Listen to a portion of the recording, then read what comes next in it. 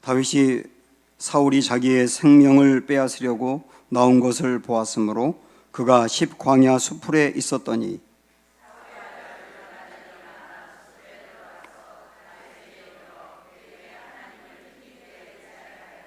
곧 요나단이 그에게 이르기를 두려워하지 말라. 내 아버지 사울의 손에 네게 미치지 못할 것이요 너는 이스라엘 왕이 되고 나는 내 다음이 될 것을 내 아버지 사울도 안다 하니라. 두 사람이 요 앞에서 언약하고 다윗은 수풀에 머물고 요나단은 자기 집으로 돌아가니라. 아멘. 주위에 둘러보시면서 서로 인사하겠습니다. 감사합니다, 사랑합니다 하고 인사할까요?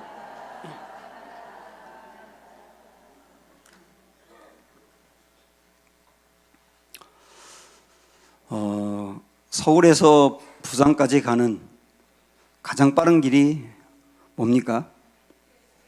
KTX, 비행기, 땡. 제일 빠른 길은 사랑하는 사람과 함께 가는 길입니다. 사랑하는 사람과 함께 가면 그 길이 아무리 멀어도 빠른 거예요. 근데 반대로 싫어하는 사람과 함께 가면 그 길이 아무리 짧아도 멀게 느껴지는 법입니다. 그만큼 관계가 중요하다, 그런 얘기를 하는 거 아니겠습니까? 가끔 보면 믿음이 너무 좋아가지고 나와 하나님과의 관계만 좋으면 되지, 내가 하나님을 사랑하고 하나님과 친밀하면 되지, 그 사랑과의 관계가 뭐 그렇게 중요하냐라고 생각하는 사람이 있을지 모르는데 그렇지 않습니다. 하나님의 관계가 매우 중요한 것만큼 사랑과의 관계도 그만큼 중요하고, 특별히 함께 믿음을 나눌 수 있는 영적인 교제를 할 수 있는 사람이 있다는 것은 굉장히 중요한 일입니다. 우리 예수님이 어릴 적의 그 모습을 성경에 별로 기록하지 않고 있는데 그 중에 이 균형 잡힌 모습을 이야기하고 있어요. 누가복음 2장 52절 말씀을 보시면 예수는 어릴 적 모습이거든요. 지혜와 키가 자라가며 하나님과 사람에게 더욱 사랑스러워 가시더라. 이 네 가지 예수님의 균형이 나와 있는데, 먼저 예수님은 지혜가 자랐다. 그 말은 뭐냐면 지성적인 부분을 얘기하는 거예요. 우리 예수님은 구약 성경에 대해서 능통한 분이었고, 그리고 그 세상이 돌아가는 이치에 대해서도 밝히 아는 분이었습니다. 공부를 많이 하신 분이에요. 뿐만 아니라 키가 자랐다, 그 말은 신체적으로 성장했다는 것을 이야기하는 겁니다. 육체적인 부분도 건강하게 성장해야 된다는 걸 말하는 거죠. 세 번째는 하나님에게 사랑스러워 가셨다. 이 말은 영성을 이야기하는 겁니다. 하나님과 예수님과의 관계가 좋고, 예수님은 하나님의 그 사랑을 늘 누리며 하나님을 또 사랑한 그 친밀한 관계가 되었다는 거예요. 그리고 네 번째는 사람에게 사랑스러워 가시더라예요. 이건 인간관계를 말하고 사회성을 말하는 겁니다. 우리 예수님은 그 부분도 매우 좋았다는 거예요. 이렇게 이 네 가지 이 균형 잡힌 모습을 미국에 있는 공군사관학교에서는 교육의 지침으로 삼고 있다고 합니다. 저도 이전에 이 말씀을 연구하면서 제 자신이 목사로서 또 한 신앙인으로서 저 자신을 관리하는데 이 네 가지 포인트를 삼고 있어요.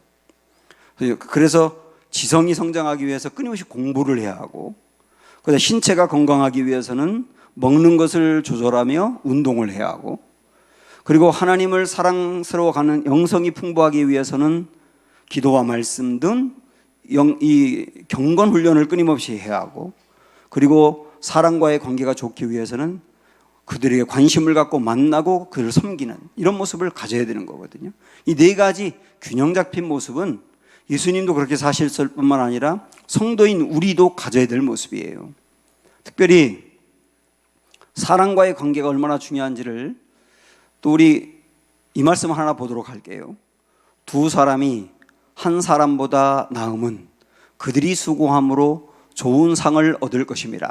혹시 그들이 넘어지면 하나가 그 동물을 붙들어 일으키려니와 홀로 있어 넘어지고 붙들어 일으킬 자가 없는 자에게는 화가 있으리라. 또 두 사람이 함께 누우면 따뜻하거니와 한 사람이면 어찌 따뜻하랴. 한 사람이면 패하겠거니와 두 사람이면 맞설 수 있나니 세 겹줄은 쉽게 끊어지지 아니하느니라.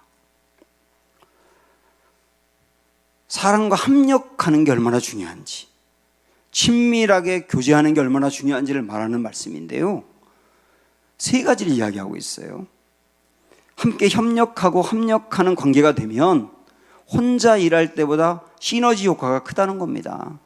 상을 얻는다고 앞에서 표현하고 있는데 그것은 일에 능률이 있다는 거예요. 그래서 이 사람이 여기서 하나 일하고 여기서 이 사람이 각각 다르게, 두 사람이 각각 다르게 일하면 그 일의 능률은 두 사람 몫밖에 안 되지만, 그러나 두 사람이 연합해서 시너지 효과를 나타내면 4배의 효과가 있다, 그런 얘기죠. 또 하나, 두 사람이 서로 영적인 교제를 나누고 연합하게 되면 한 사람이 힘들고 어려워 넘어지려고 할 때 다른 사람이 일으켜 세워주고, 한 사람이 신앙이 식었을 때는 다른 사람이 그 사람에게 불 붙여주고, 그래서 더불어 같이 성장한다는 거예요. 또 하나는 인생의 추운 겨울 같은 어려운 일을 만났을 때 두 사람이 영적인 교제를 잘 나누다 보면 그 한 사람을 따뜻하게 해줘서 그에게 힘을 주고 용기를 줄 수 있다, 그런 얘기입니다. 그래서 결론적으로 이 말씀에서 하는 이야기는 세 겹줄은 쉽게 끊어지지 않는다. 여기 줄이 하나 있고 두 번째 줄이 있고 세 번째 줄이 있으면 그 세 개를 다 하나로 묶었을 때는 이게 3배의 힘이 아니고 10배의 힘이 나온다, 그런 얘기예요. 이게 영적 교제, 그리고 성도와 성도 간에, 친구와 친구 간에 우정을 나누는 것의 중요성을 이야기하고 있는 겁니다. 여러분은 어떠신가요? 여러분 힘들고 어려울 때 여러분을 붙잡아주며 넘어지지 않도록 일으켜 세워줄 그런 친구가 있습니까? 다윗에게는 그런 친구가 있었습니다. 다윗은 나라가 블레셋으로부터 전쟁에 지고 무너질 수 있는 절체절명의 위기 상황에서 다윗이 골리앗을 죽임으로 나라를 건져냅니다. 왕은 그것에 고마움을 표하면서 자기의 딸을 다윗에게 주어서 다윗을 사위로 삼았어요. 그런데 백성들로부터 다윗의 인기는 계속 갈수록 올라가고 사울의 인기는 떨어지다 보니까 사울이 시기하는 마음으로 다윗을 경계하고 미워하기 시작합니다. 가뜩이나 사울에게는 광기가 있었기 때문에 순간적으로 막 돌변하면 이상한 사람이 되는데 다윗에 대한 미움이 더욱더 커져서 아주 격한 모습이 나옵니다. 다윗을 죽이기 위해서 창을 던지기도 하고요. 결국 그래서 다윗은 사울을 피해 도망을 다니기 시작합니다. 이 동굴에서 저 동굴로 피하기도 하고 이 광야에서 저 광야로 피하면서, 그것도 안 되고 도저히 감당할 수 없을 때에는 외국에 망명까지 하면서 결국은 도망자의 신세로 10수년을 살아야 됐습니다. 그렇게 힘들고 어려운 그 시기에 다윗의 인생의 최고로 어려운 일을 만난 게 오늘 우리가 읽은 23장의 말씀입니다. 거기에 보면은 다윗이 도망을 다니다가 그일라라고 하는 그 지역이 어려움 당했다는 이야기를 들어요. 이 그일라는 유다 지파 사람들이 사는 지역이었고 다윗도 똑같은 유다 지파였기 때문에 다윗이 군인들을 데리고 가서 어려움에 빠져 있는 그일라 사람들을 건져냅니다. 그러니까 그일라 사람들이 볼 때 다윗은 생명의 은인이었던 겁니다. 그런데 생명의 은인인 다윗을 그일라 사람들이 사울에게 일러바쳐요. 여기에 다윗이 있다고.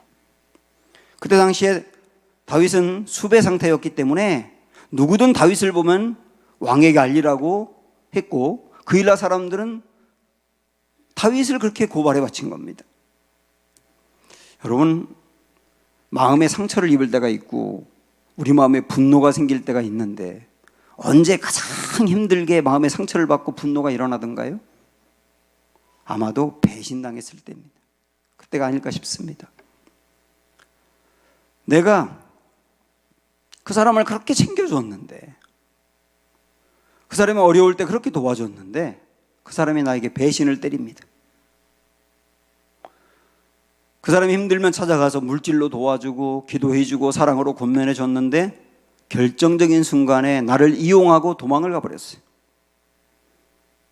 어떤 때는 우리 자녀들로부터 배신을 느낄 때도 있어요. 내가 너에게 그렇게 헌신했는데 내가 나한테 이렇게 할 수 있어? 이런 마음이 들면서 그냥 온몸이 무너져 내리는 것 같아요. 나는 그 사람 때문에 배신당해 힘든데 그 사람은 정작 자기가 배신한 줄 모르고 그냥 그렇게 살고 있어요. 그거 보면 더 속에서 화가 올라오는 거예요. 지금 다윗이 그런 상황입니다.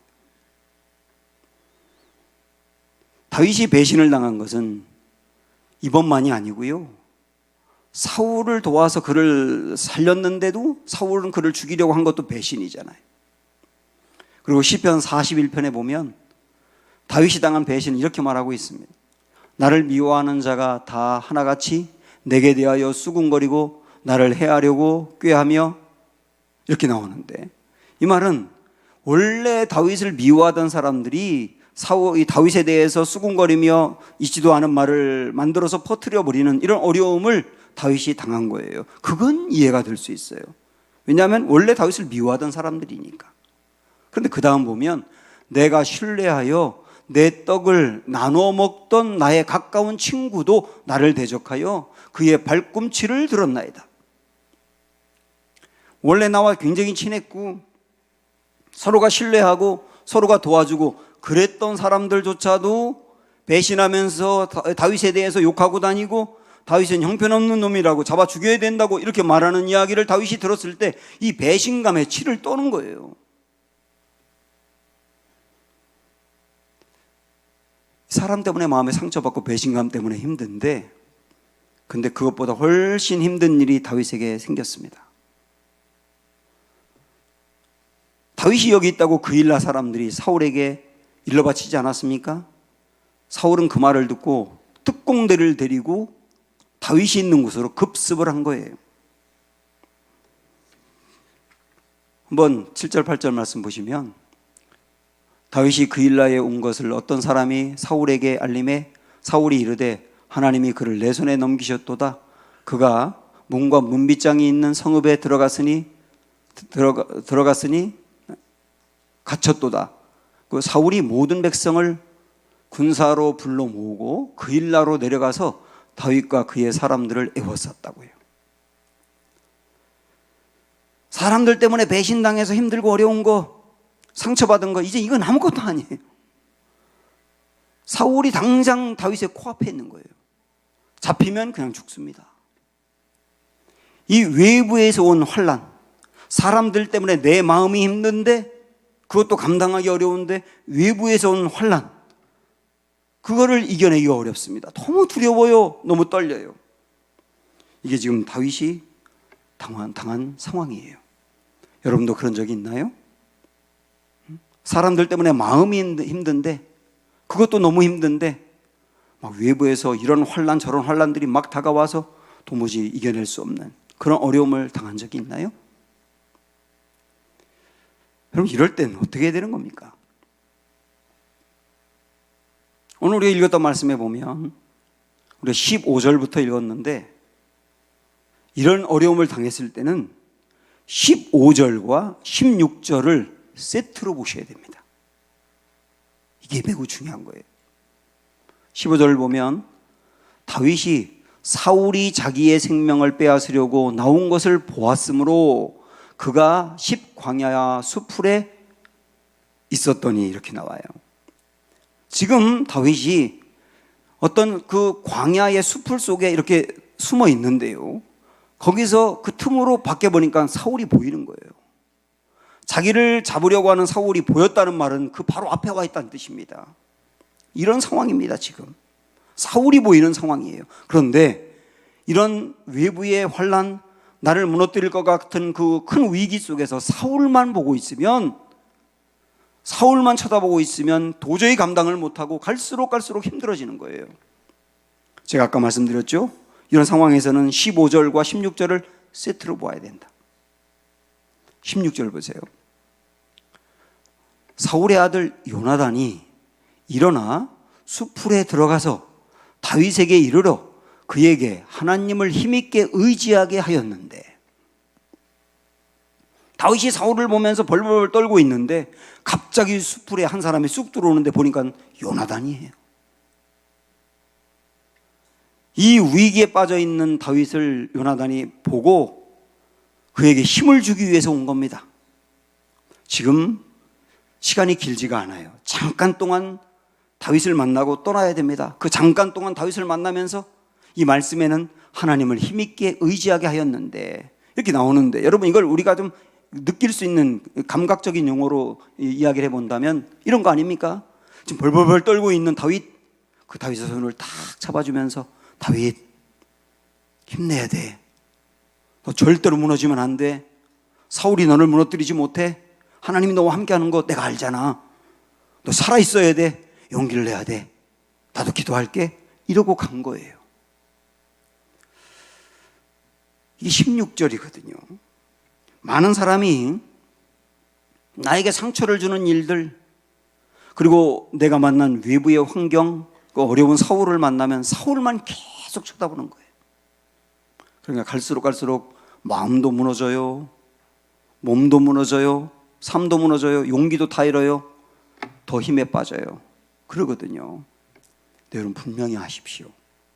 사울의 위협이 있을 때 하나님은 요나단을 보내주신다는 사실을 기억하시기 바랍니다. 이 요나단을 하나님이 보내주신다고요. 그 요나단이 어떤 때는 지금 여러분이 말씀을 듣고 있는 것처럼 말씀으로 다가오기도 합니다. 그 말씀으로 다가와서 나에게 용기를 주고 위로하고 격려하며 이렇게 세우기도 해요. 어떤 때는 어떤 사람이 나를 찾아오기도 합니다. 그 사람이 나에게 권면을 하며 힘을 주며 용기를 주며 하나님을 바라보라고 하며 등을 도드려주며 그러는 것이 요나단이 될 수도 있어요. 그래서 15절과 16절을 세트로 보지 않으면 무너진다는 거예요. 저는 이 숲풀에 몰래 숨어있는 다윗을 찾아온 요나단을 보면서 야, 성도에게 이런 우정과 교제가 매우 중요한 것을 다시 한번 깨달아요. 사실 요나단과 다윗은 성경에서 가장 대표적으로 우정의 모델로 이야기할 정도로 굉장히 가까웠습니다. 사무엘상 18장 1절을 보시면 다윗이 사울에게 말하기를 마침에 요나단의 마음이 다윗의 마음과 하나가 되어 요나단이 그를 자기 생명같이 사랑하니라. 요나단이 그를 자기 생명같이 사랑하니라. 이 두 사람은 여러분이 아는 것처럼 절대로 친해질 수 없는 사람입니다. 요나단은 아버지가 사울이기 때문에 사울의 뒤를 이어서 이스라엘의 왕이 되어야 될 왕의 계승자입니다. 그런데 다윗은 요나단이 왕이 되는데 최대의 걸림돌이 되는 라이벌입니다. 어떻게 이 두 사람이 친구가 될 수 있겠어요? 그런데 어떤 일이 있었는지 모르지만 이 두 사람이 생명을 나누는 정도로 친구가 된 거예요. 그리고 18장 4절에 보면 요나단이 자기가 입었던 겉옷을 벗어 다윗에게 주었고 자기의 군복과 칼과 활과 띠도 그리하였더라. 이렇게 나옵니다. 요나단이 입고 있던 겉옷을 주었다는 말은 왕자가 입는 옷을 주었다는 뜻이에요.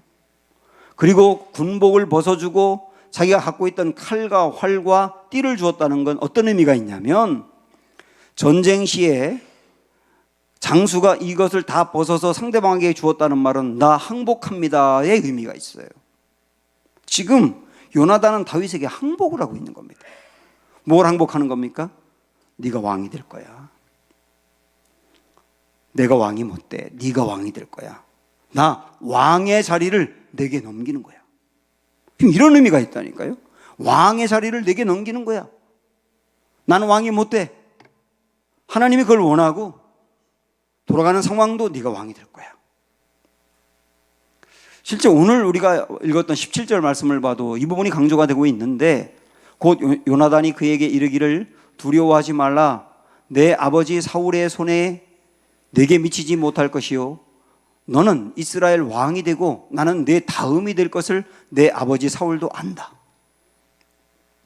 되게 말하지 않습니까? 네가 왕이 될 거야. 왕의 자리를 지금 넘겨주고 있다니까요. 이것만이 아니고 요나단은 다윗이 어려움을 당할 때마다 그를 보호합니다. 아버지 사울이 다윗을 죽이려고 하는 정보를 파악하면 얼른 다윗에게 알려서 도망을 가게 하고 이렇게 계속 그를 보호합니다. 나중에 아버지가 요나단 때문에 다윗이 자꾸 피한다는 걸 알고 요나단을 불러서 막 죽이려고 하면서 소리치잖아요. 이 병신 같은 놈아, 다윗이 왕이 되면 네가 왕이 못 되는 거야. 왜 다윗을 도와줘? 다윗을 잡아서 나에게 데려와야지. 그래서 호통을 치는데도 불구하고 요나단은 계속 다윗을 보호한다. 요나단이 다윗이 숨어있는 이 수풀에 찾아왔다고 했지 않습니까? 그 거리가 얼마나 되냐면 요나단이 원래 있는 왕궁에서 지금 요 10광야 여기에 숨어있다 그랬는데 여기까지는 48km입니다. 48km를 달려와서 위기에 빠져있는 친구를 도와주고 있는 거예요. 결국은 다윗은 사울에게 피해 도망다니면서 여러 번의 위기가 있었고 모든 걸 다 포기하고 싶은 순간도 있었는데 그때마다 찾아와 도와주는 이 요나단으로 인해서 고난을 극복하게 되고 위험에서 벗어나게 됩니다. 이 요나단과 다윗의 관계를 보면서 함석헌 선생님의 시가 생각이 났어요. 그대는 그 사람을 가졌는가?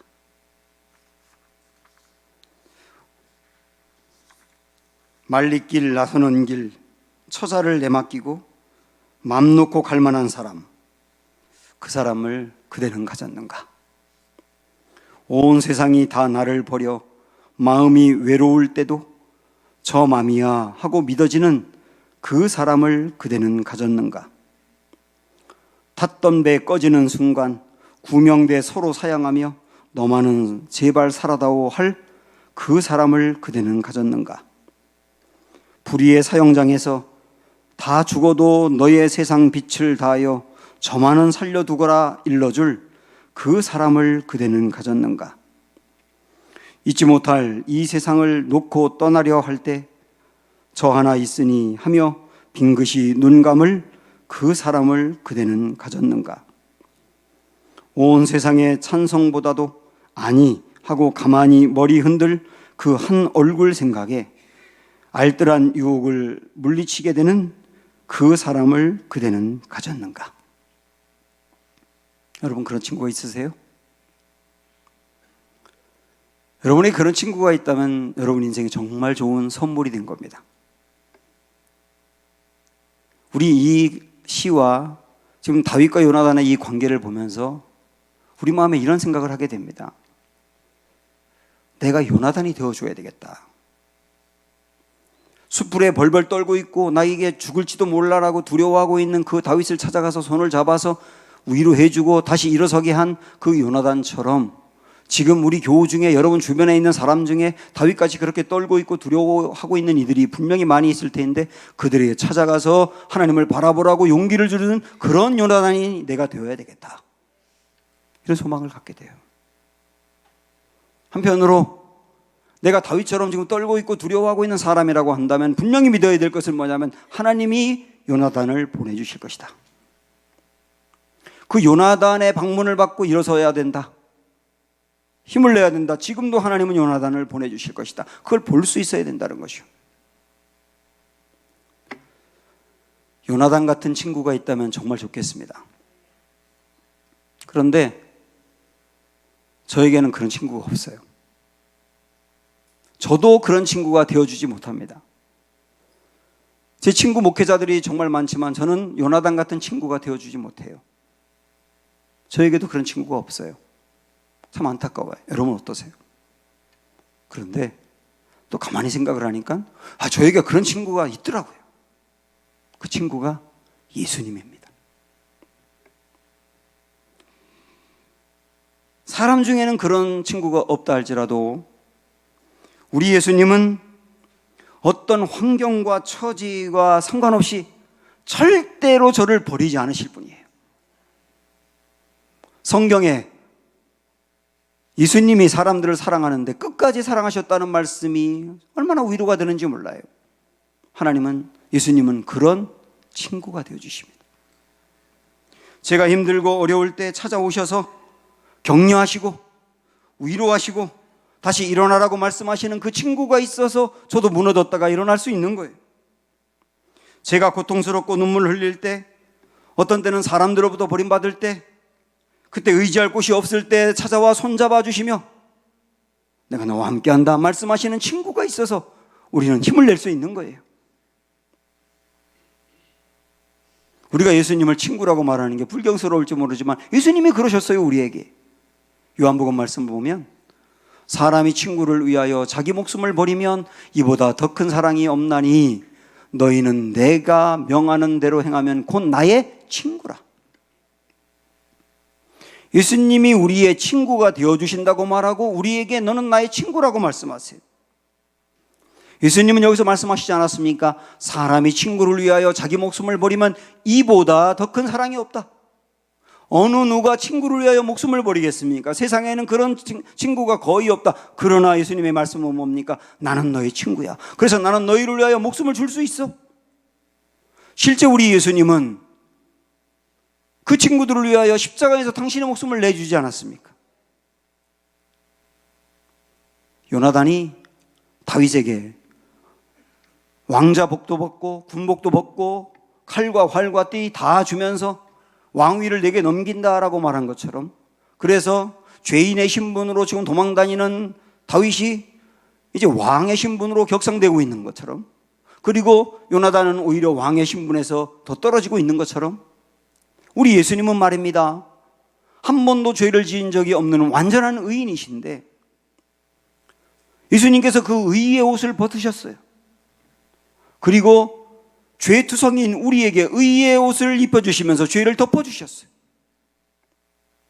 근데 그것으로 끝난 게 아니고 우리가 입고 있던 옷, 그것은 죄에 얼룩진 옷이고 죄수복 같은 옷이고 누더기로 얼룩져 있는 그 옷인데 그 옷을 벗기더니만 예수님이 그 옷을 입으시는 거예요.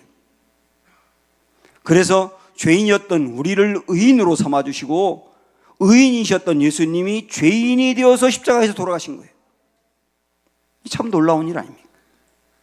십자가, 고린도 후서 5장에 보면 십자가의 은혜가 나오는데요, 하나님이 죄를 알지도 못하신 이를 우리를 대신하여 죄로 삼으신 것은 우리로 하여금 그 안에서 하나님의 의가 되게 하려 하심이라. 우리를 의로운 사람으로 바꾸어서 구원받게 하려고 예수님께서 우리의 죄의 옷을 입으셨다는 거예요. 이렇게 우리를 구원해내셨어요. 우리에게 생명을 주셨어요. 그런데 그것도 충분히 고마운데 요한복음 10장에 보면 이 말씀이 있네요. 내가 그들에게 영생을 주노니 영원히 멸망하지 아니할 것이요 또 그들을 내 손에서 빼앗을 자가 없느니라. 우리 예수님의 십자가로 구원을 받은 그들, 우리들이죠. 예수님의 십자가의 은혜로 구원받은 우리들의 이 구원을, 우리 안에 있는 이 생명과 영생을 예수님이 붙들고 계시고 지켜주신다.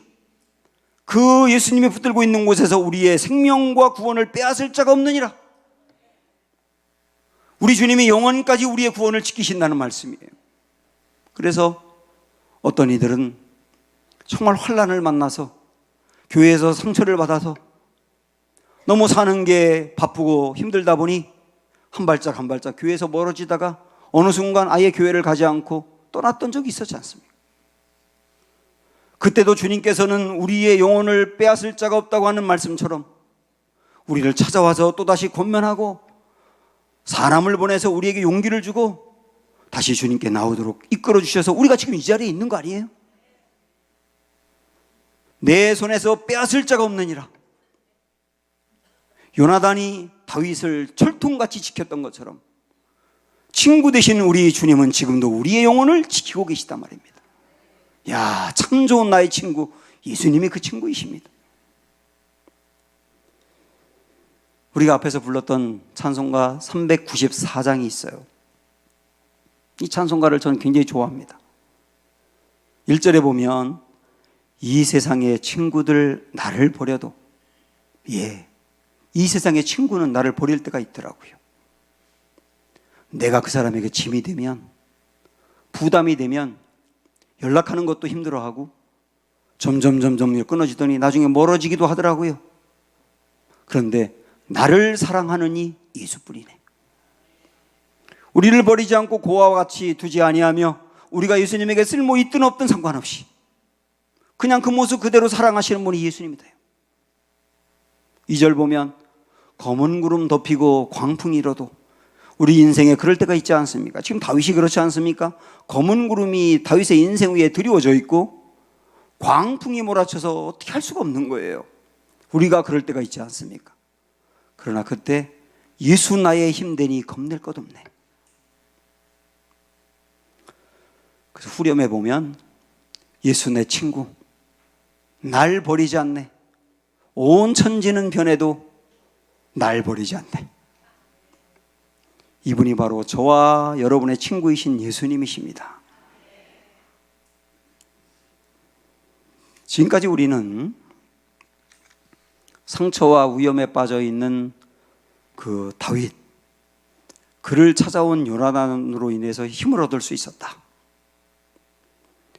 그런 친구가 우리에게 있으면 좋겠는데 바로 예수님이 그런 친구가 되어주신다. 여기까지 말씀을 보았습니다. 자, 이제 하나가 남았어요. 그러면 우리의 친구이신 예수님은 다윗이 공경에 빠져 있는 것 같이 우리가 어려움에 빠져 있을 때 우리를 어떻게 도우실까요? 어떻게 도우실까요? 요나단 같은 사람을 통해서 도우시는 거예요. 이 둘을 다 볼 수 있어야 되는 겁니다. 어떤 목사님이 설교 중에 두물머리 신앙이라는 얘기를 하더라고요. 양평에 두물머리 가보셨습니까? 그 핫도그 드셔보셨어요? 그 두물머리라는 곳이 있는데 그 두물머리가 두 물이 모이는 곳이에요. 북한강과 남한강이 이렇게 합쳐지는 곳이 두물머리입니다. 그래서 그 두물머리가 있는 동네를 양술이라고 말하는 거예요. 두 물이 만나는 곳이기 때문에. 근데 우리의 신앙이 두물머리 신앙이 되어야 된다 이렇게 말하는 겁니다. 이게 뭐냐면 다윗같이 힘들고 공경에 빠져 있을 때 사람의 도움이 와요. 사람의 메시지가 있고 사람의 사랑이 나에게 와요.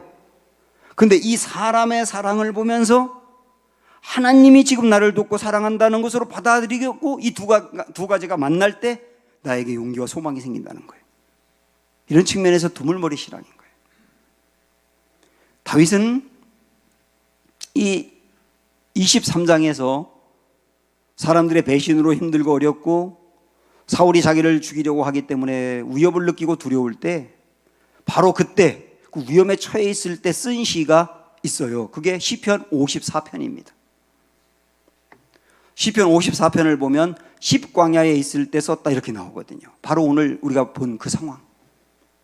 그래서 이 3절 보면 지금 다윗이 얼마나 힘든지를 그대로 보여줍니다. 낯선 자들이 일어나 나를 치고 포악한 자들이 나의 생명을 수색하며 하나님을 자기 앞에 두지 아니하였음이니이다. 다윗이 여기 숲풀에 숨어 있는데 사방에서 포위한 그 사울의 군인들이 점점 좁혀옵니다. 소리가 막 들려요. 숲풀 안에서 다 들리고 다 보입니다. 이런 상황에서 3절을 쓴 거예요. 그런데 바로 이때 요나단이 찾아온 거죠. 요나단이 이때 두려워 떨고 있는 다윗을 찾아온 거죠. 그리고 앞에서 우리가 본 것처럼 다윗 힘내야 돼. 하나님 의지해야 돼. 하나님 너를 도와주실 거야. 이 말을 하고 간 거예요. 그 다음에 요나단의 방문이 있은 다음에 6절과 7절을 쓴 것으로 보입니다. 6절 보시면 내가 낙헌제로 주께 제사하리이다. 여호와여 주의 이름에 감사하오리니 주의 이름이 선하심이니이다. 낙헌제라고 하는 제사가 나오는데요. 낙헌제는 화목제의 한 그 파트인데 낙헌제의 특징은 감사를 자원하는 마음으로 먼저 드리는 겁니다. 먼저 감사하는 마음으로 제사를 드리는 게 낙헌제였어요. 지금 다윗은 사울의 군인들이 자기를 쫓아오고 죽이려고 하고 포위해 오는데 이 상황에서 낙헌제를 드렸대요. 그 안에 감사가 넘쳐서 하나님 감사합니다고 먼저 감사의 제사를 드렸답니다. 그뿐만 아니라 이어서 보면 참으로 주께서는 모든 환난에서 나를 건지시고 내 원수가 보응받는 것을 내 눈이 똑똑히 보게 하셨나이다. 이 말씀을 보면 이제 사울이 다 물러가고 다윗이 승리하고 난 다음에 이 7절을 쓴 것처럼 보이지만은 그렇지 않아요. 이 말씀의 시제는 과거부터 지금까지 계속입니다. 과거부터 지금까지 계속 사울이 여전히 다윗을 위협하고 있는데 그때 다윗의 입에서 나온 말이 뭐냐면 이런 겁니다. 주님, 예전부터 지금까지 줄곧 주님은 환난 가운데 나를 건지시지 않았습니까? 그 하나님이 계시기에 나는 지금도 하나님이 건지실 것을 믿습니다. 이 고백을 하면서 감사하는 거예요. 여러분, 어떤 구도로 이 말씀을 보셔야 되느냐 하면 3절은 정말 힘들고 어렵고 떨고 원망하고 하나님께 막 이게 뭐냐고 따지는 이런 상황인데 6절과 7절은 감사로 바뀌고 확신으로 바뀌었어요. 그 사이에 요나단의 방문이 있었다니까요. 우리 신앙생활 그렇게 하는 겁니다. 정말 힘들고 어려울 때도 말씀을 들으면서 하나님이 요나단을 보내주셨다고 마음으로 받아들이시고 나를 찾아와 권면하고 사랑을 주는 사람을 통하여 하나님의 사랑을 느끼고 도처에 요나단을 하나님이 심어주시고 나를 일으켜 세운다고 느끼면서 그때 힘을 얻고 용기 얻고 일어서서 고난 가운데 달려간다면 이게 바로 두물머리 신앙이다. 이렇게 하나님이 주신 힘을 얻어 다윗처럼 승리하는 은혜가 있기를 주님의 이름으로 축원합니다. 아무것도 두려워 말라 함께 찬양합니다.